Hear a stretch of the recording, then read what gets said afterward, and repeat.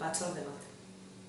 Ila guztietan batzartzen dena eta euskara bultzatzeko erabaki desberdinak hartzen dituztenak. Hori dago parte batetik.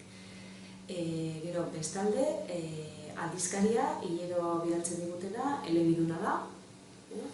Gero masterra momentu honetan derrigorrezkoa dena gero abokatu moduan lan egiteko.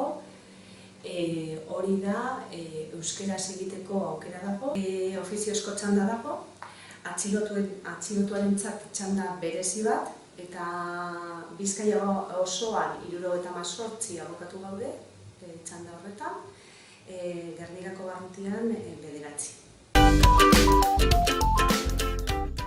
Euskaraz izaten dugu bezerarekin. Adibidez atzo, izan nuen hemen bezero bat, beste momentu batetan, beste abokatu baten gana joan zena, eta dena egiten zion erdaraz, edo gaztelaniaz. Berak komunikazioari euskeraz izatea baloratzen zuen, eta azkenean erabaki zuen gure gana etortzea, behintzat bera azaltzeko hobeto edo lasaiago aurkitzen zen euskeraz azaltzea. Eta bera lasaiago da. Guk egin behar duguna da aldatu gure euskera teknikoa berak ulertzeko ere, ez? Baina hori gaztelaniaraz ere gertatzen da, zer ez da berdina bezeroarekin erabiltzen dugun hizkera, gero dokumentu batetan jartzen dugunarekin. Eta honelako gauza teknikoetan are gutxiago.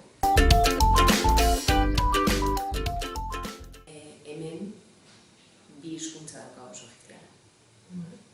Gauza bat da, zuk esatea aukeratu dezala, hitz egiterako orduan, euskeraz egin behar duen edo erderaz.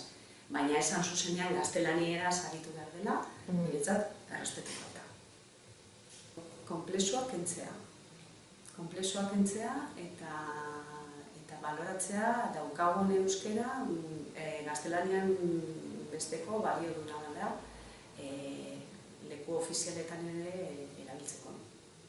Eta jendea eta gazteak daudela prestatuta euskeraz emateko zerbitzu asko.